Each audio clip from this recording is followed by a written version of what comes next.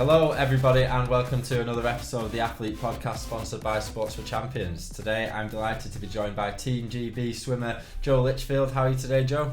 Yeah, I'm very well. Yourself? Yeah, I'm very good, thank you. Thank you very much for joining us. If we could start, how did you first get involved in swimming? Pretty normally, sort of just learned to swim. I think around the age of 2 or 3, my mum just sort of got me into swimming, sort of learned it quite early as quite a basic life skill. Mm-hmm. Moved on from there, sort of into a feeder club around the age of 5 or 6, and then went into my first proper club around the age of 8 or 9 called Doncaster Darts, and that's where I kind of stayed for 10 years whilst I was doing my school and college life. And yeah, sort of stayed there, managed to make a bunch of junior meets when I was there, and then after 18 I went to Sheffield for my senior career, and then went on to Loughborough now, where I am now, and it's kind of gone from stride to stride the whole time. That's awesome. Did you have an early talent for it? Is it something that your parents knew kind of straight away? Yeah, I mean my brother is 3 years older than me. He's same. He went to the Olympics in Rio and Tokyo, and he was fast, and I kind of don't know if it was just the competitiveness making me want to try and beat his times at the same age, and then now we're pretty similar. But I think we both just kind of latched onto a lot of sports. We both played football when we were younger. I played basketball in school and college, and we just kind of had a knack for it. And I think when it was getting to the point where you have to think about what direction you want to go, swimming was obviously the one we just felt we had more of a chance in, and it's proved to be correct. How much do you think of that is sort of genetics? Because I know there's sort of people can feel quite down on themselves, thinking, oh well, I've not got the perfect body for this, but then also there's something maybe to be said about doing something consistently from a young age. I think from a young age it definitely helps, but I mean I've heard about some of the best in the world that start swimming at 11, 12 properly at a club, so I do think genetics has a lot to do with how well you can be at a sport, but obviously that is probably half, if a bit more. But obviously that extra bit is just how dedicated you are and how much you put in. There's going to be swimmers that put in 100% every day but don't get there, and there's going to be swimmers that do the opposite and get there. It's minding that balance, and that's just unfortunate for some people sometimes, and I think that's where the genetics comes into play. But I think if you want to be the best, you do need to put in the work, and sort of I think throughout my career there's obviously ups and downs and everyone messes around every now and again, but I think throughout my career I've been pretty consistent and always been working hard, and being a competitive person, I definitely sort of hurt myself a lot to win. Are you competitive in all aspects of your life? Oh yeah, anything. I've gotten better at sort of calming myself, but when I was younger I was that kid that I was in school wanting to win everything. I was really competitive at games. When you play games, anything, you just want to win, and I think it's a trait you need to be a sports person, because if you don't want to win, you probably don't care. I think it kind of shows you care, but obviously knowing when to be competitive is probably the best way to do it nowadays. Can't be too competitive at Christmas when you're playing board games with your family, but yeah, I think it's definitely a great trait to have. It's funny you say that. So about talking about your brother, so I mean you do find a lot of the athletes that we talk to in these podcasts tend to have a brother or a sister or a family member who's quite close to them in age. They do find that competitive element with. Do you think that really spurred you on in your younger days? I think so. I think he's probably one of my biggest inspirations, because watching him go to the Olympics made me want to go even more. Seeing him get a national medal, he was always top of his age group when he was younger, so seeing him do that made me want to do it. And I think just sort of having him there, I was training with him most of my life at Doncaster. We were both there. Then he moved a bit earlier to university. Then we both went back to Sheffield and Loughborough, and we kind of always were training together. And having him there was just sort of spurred me on even more. I think through lockdown especially. I think when we were both at home, I wouldn't be able to sort of get through a lot of sessions if he wasn't there. So it's been a big inspiration, and it definitely has sort of given me, I think, that extra step to sort of get me there. So we touched on it there. I know that lockdown was quite a pivotal sort of moment in your career. Can you tell us a little bit about how that played out for you? Yeah, so I was like everyone else, we were actually at a swim meet in Edinburgh. No one really knew what was going on. It was kind of everyone started giving elbows, thinking it's going to be this swine flu thing. It'll be here and gone in 2 weeks. Went back to Loughborough the week after, everyone was like, we were trying to figure out ways where we might be training in a location and we'd be allowed to swim, and then all of a sudden within a week lockdown hit. We were at home, no one really knew what was going on. We managed to get a watt bike and a squat rack, a bunch of weights, and just sort of had a makeshift gym in our garage, bike in the house. So we wake up every morning, have some kind of bike on Zoom most likely with our squad, or an easy bike by yourself. Then you probably go into a gym session or a yoga session or something like that, and usually most days were done by about 11, 12, and the rest of the day was your own. We had a little puppy which helped sort of get us through the lockdown, but we were only in there for 10 weeks, which I think is pretty lucky considering I think a lot of people were there months and months on end. But yeah, we kind of kept ourselves in a pretty good shape, and having him there definitely helped. But yeah, it was, no one really knew what was going on, and we managed to get back into the pool about 10 weeks, and it was just house, pool, house, pool, house, pool. There wasn't really much else going on because nothing was open, you weren't allowed to. But yeah, having the exemption and sort of getting back into that swimming life definitely helped. How do you feel it progressed you as a swimmer? I think it definitely helped me. I think 2020 going into the Olympics trials, there was like an outside chance of me making a team, I think. I remember the phone call actually with my coach when lockdown hit. He was just like, we just got to get through this now and then hit it, green light, and just go.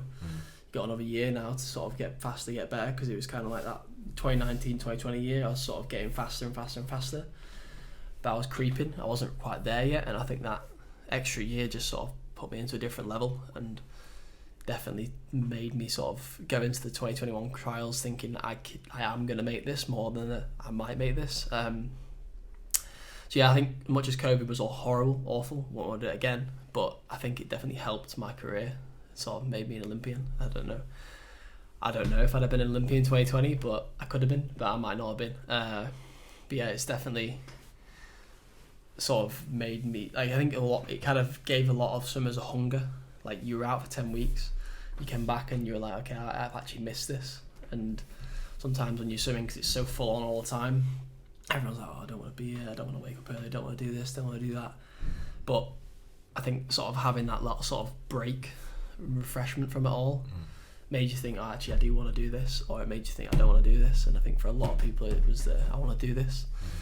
And I think 75% of the 2021 team for swimming was like newbies, so people who were just first time on the team, which was well more than any other Olympics because of that extra year. A lot of the older ones were like, I don't want to do this, and sort of either faded or quit, and then a few of them stuck around. It makes sense. It could, you'd imagine it could go either way. 10 weeks out of your sport, you either buckle down and sort of reassess everything and build yourself up for getting back into it, or I imagine if you're close to retirement age and you're kind of looking at it and thinking, do I want to do this? I think a lot of people, like, they put so much into that 4-year cycle, and for it all just to get shut out within the last month or two. Literally, it was about a month before trials, if not 3 weeks, when we found out. And obviously for me, I hadn't really thought about the Olympic prospect until about 2019, so I'd not really thought of it as a 4-year cycle. It was more like, okay, a year out, I can do this. And it was more fresh in my mind, and a lot of other people the same, I think. So yeah. You mentioned it there about the early mornings. It's something that always stuck out for me in terms of the kids who did swimming in school. They'd be in the pool for 6:30 in the morning every weekday, and then going in at the weekends and stuff like that. I think like it must take a special kind of child, really, to kind of, I almost said put yourself through that, but as in to just have the motivation to go and do that every day. Is that something that you found easy, or?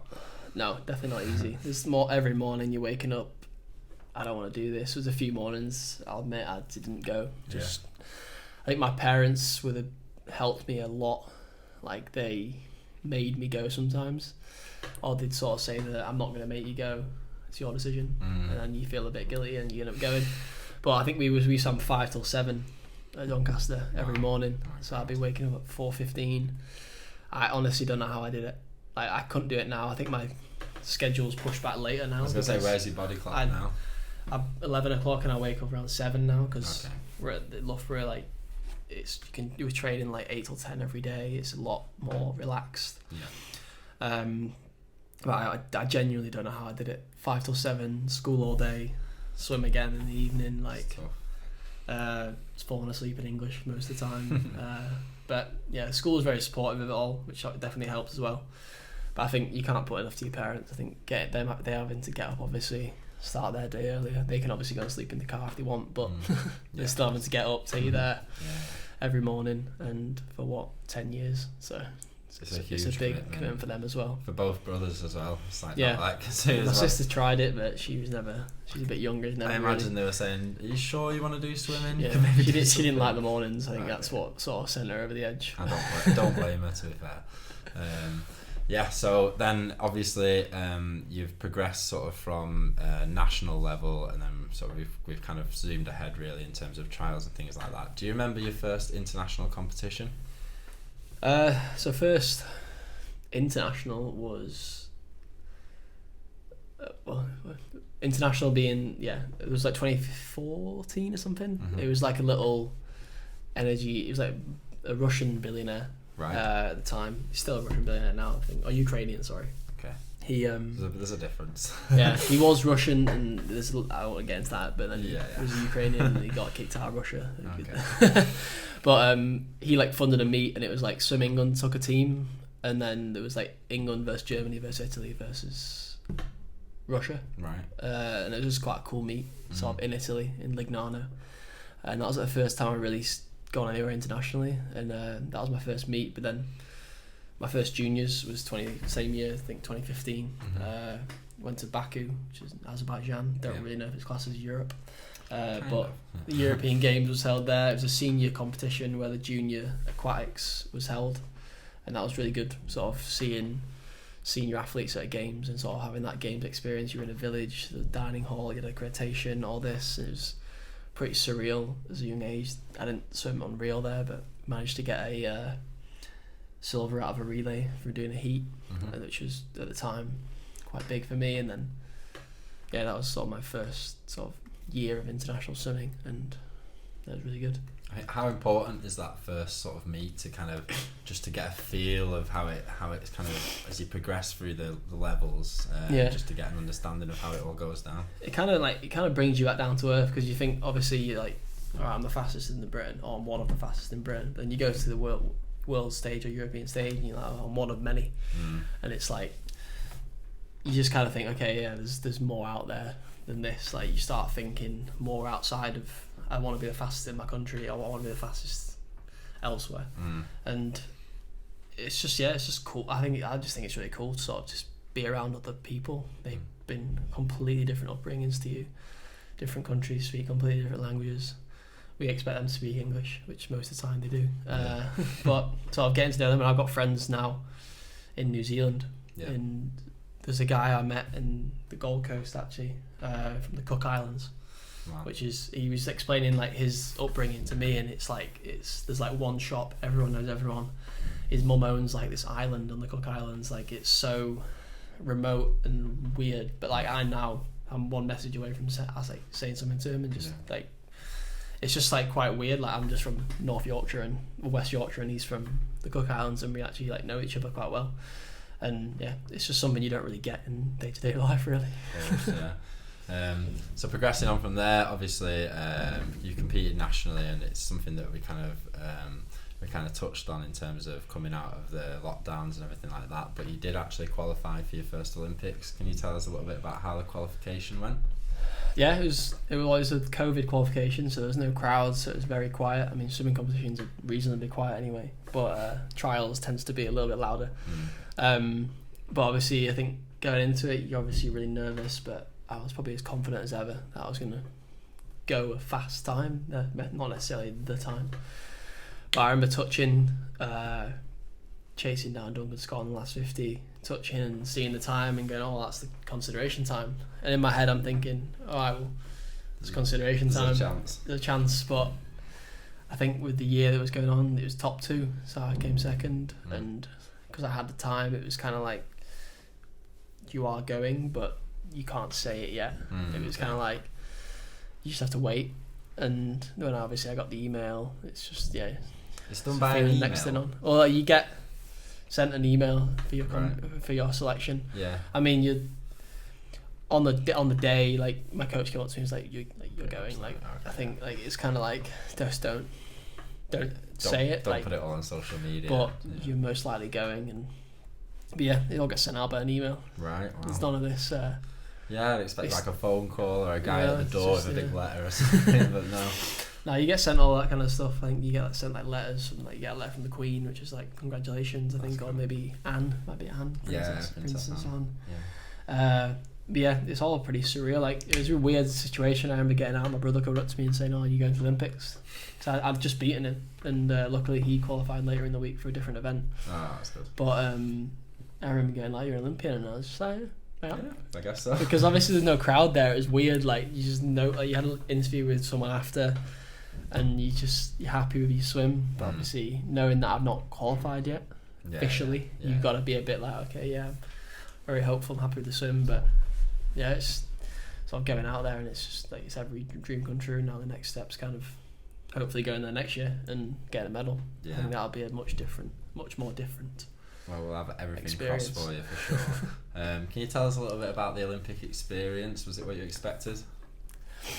Definitely what I kind of expected. Like, in the village setting, it was very, I think with it being COVID, it was a lot more strict. Honestly, it wasn't that too strict, but like more strict. Like, you couldn't go to any other sports really. Yeah. You weren't allowed to do anything like that.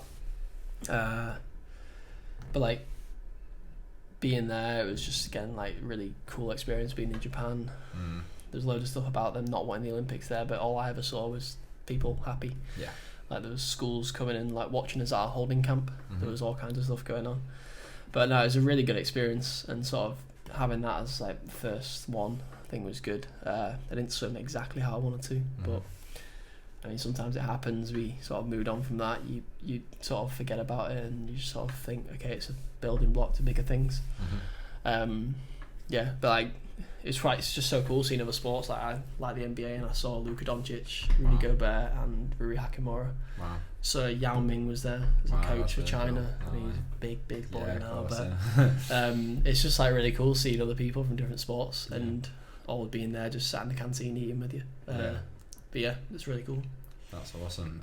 So I know you were a little bit disappointed with your performance at the Olympics, but I think you followed it up with one of the best performances of your career. Can you tell us a bit about that? Yeah, so going into 2021, it wasn't the best year. Snuck onto the team, came fourth at trials in 200 freestyle. Not quite a PB, but I think it was the year after Olympics, so it was a weird one. Everyone kind of swims a bit off, but I was not far from my PB, but managed to get fourth, so got taken for the relay.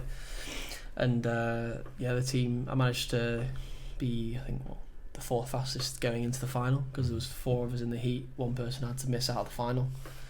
Luckily, wasn't the slowest. Went into the final, swam well again. Luckily, we had Tom Dean, one of the fastest in the world right now, split an unbelievably fast leg. I think he's 4 seconds faster than me overall on that leg. He's 4 seconds faster than the entire team. Got us third, and like, just seeing him coming into the wall, we knew he was going to come third. He was chasing down second, and just thinking, like, oh, I'm a world medalist now. It's, you're going on the podium, sat with the Americans, the Aussies. Like, it's pretty surreal experience. It kind of makes you hungry for more. It makes you think, imagine if this was the win, because like our 4x200 relay won the world champs, won the Olympics. Won the Olympics. They were close to the world record. Wow. And I think on the best day, the best fastest four could be closing in on that world record next time. So just thinking that motivation to sort of get myself in that team, if not in the final, at least in the heat, because you want to be a part of that history. The individual, yeah. And it's just, that relay is so stacked in this nation, and so you can get yourself on there, you know you're going to be in for a shout of a great medal. And I can't imagine what the feeling's going to be like if we do get on top of the podium at Worlds and Olympics and the 4x200, but hopefully that feeling does come. Yeah, well, definitely. So I'm guessing that's the 100% focus is next year in Paris. Yeah, the Worlds is a step. It's out in Japan again. I won't say the city name. It's got a swear word in it. I don't really know how you say it. Okay. No, it's like a stepping stone. It's not the end of the world if it doesn't go to plan. Obviously, I want to make it, but Paris is definitely the sole aim. think I'm in the best shape of my life right now. Sort of getting confidence back. So yeah, definitely the biggest aim, and obviously you can make that Paris team, just sort of catapults you again. Yeah, brilliant. So I'm wondering, outside of swimming, is there things that you can work on, maybe in the gym or something like that, that can really sort of build you up so you can sort of reach those higher heights? Yeah, well, I mean, we do gym. Like, gym is a big part of the program. Free, probably an hour and quarter hour, 30 sessions a week. Right. Sometimes 4, depending on the sort of cycle we're in. But I'd say it's pretty basic movement patterns. There's a lot of shoulder and hip sort of conditioning, mobilization work that you do, sort of accessory stuff at the end of your gym session. What would be a few movements that people could maybe focus on if they're looking to improve their own? I think it's sort of like working a lot on like your scapula. Like, there's this thing we do called hip pulls, where you have like 2 small weights in your hand and you sort of retracting back on a bench. Yeah. Anything that's rowing is always quite big, just sort of working on the back of your shoulders, because that's definitely like thoracic movements. Like, it's all very core based. But then obviously we do the main ones: pull-ups, chin-ups, squats, bench, deadlift. Depending on who you are, it might be a bit different. But they're all the basic movement patterns that we would do. Yeah, it's very...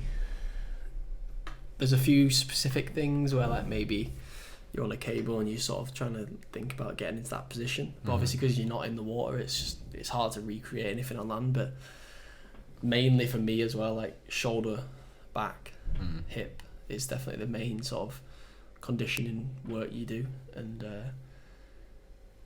speak to any S&C coach, they can tell you hundreds of shoulder exercises. But I think anything sort of rowing based, retracting your shoulders back, is definitely sort of the biggest sort of conditioning one that I would do. I think that's really good advice. Would you have any sort of general advice for somebody maybe looking to start a career in swimming? Be 100% certain you want to do it. Right. I think it's a lot of dedication. It's like any elite sport. I think it's a great sport to get into. It's a great life skill to have, but you got to be dedicated. It's like you have to be dedicated. Like, it takes a lot of your life. So like, you need to be willing to sort of sacrifice things potentially, like social life, and sort of, or maybe just balance more. Like, you've got to be able to balance. But it's a great sport to be in. Like, it is. Sometimes it's just nice not being on land. I quite enjoy sort of being in the pool, floating around. Like, it's second nature to me now. But it's definitely sort of having the dedication and the commitment to sort of do it. And I mean, swimming's one of those ones where I wouldn't say it's necessarily the busiest of sports. There's not as much you can, and the money is coming into it more. You can, world champs now, if you win a gold, I think you get something like 15 grand. So it's money's sort of coming into the sport. It's definitely something as a something to strive for, definitely. But yeah, definitely dedication and commitment is something that you definitely need to sort of get into the sport. Is there something that you've sacrificed in particular that you miss? I think just being able to like do other sports more regularly. Like, I play golf, but that's less impact. Like, I used to play football when I was a kid. I used to play basketball in school. Like, I wouldn't really do much of that now because it's just kill you. Kill you, injure you, like, you'd be knackered. So not really being able to do that sort of stuff with your mates sort of on the outside. Like, most of my friends who are in Loughborough are swimmers, so like, we kind of together on that. But I would really like to be able to sort of do that sort of stuff, and in the summer when you can do it, it's quite nice. But yeah, it's probably that. And then obviously when I was more in school, the social side of things, like now I'm in Loughborough living near my friends, it's a bit easier to sort of see them, whereas when I was in school you'd have to get your parents to drive you. Like, they'd either be in work doing something or I'd be at the pool. So it's just sort of sacrificing, maybe going out with them somewhere and doing something. I'd be at the pool training. There you go. What motivates you? When I was younger, I think it was sort of the achievement of just being the best at national, like winning nationals, winning this, and you're just thinking about the next thing. Like, you're thinking about nationals, then when you're at nationals, you're thinking about juniors and so on. I think now it's sort of thinking I can make a serious career out of this. I still love the sport in the same way, and I still want to be the best, but knowing that it's like what they say with an athlete is like you're not going to be young forever. It's like if you can make a living off of it now, you want to do it while you can, and sort of living your best life while doing sort of something you love. Yeah, that's probably what motivates me, and not wanting to get into a job too soon, you know. Yeah, of course. I can imagine that's a fairly strong motivation. But that's brilliant. I think it's really good advice there, in a lot of what we've said. If we were to end it on a final piece of advice, maybe for a young person just thinking of trying to build a career in sport. Yeah, I think just find something you love, whether that's swimming or not.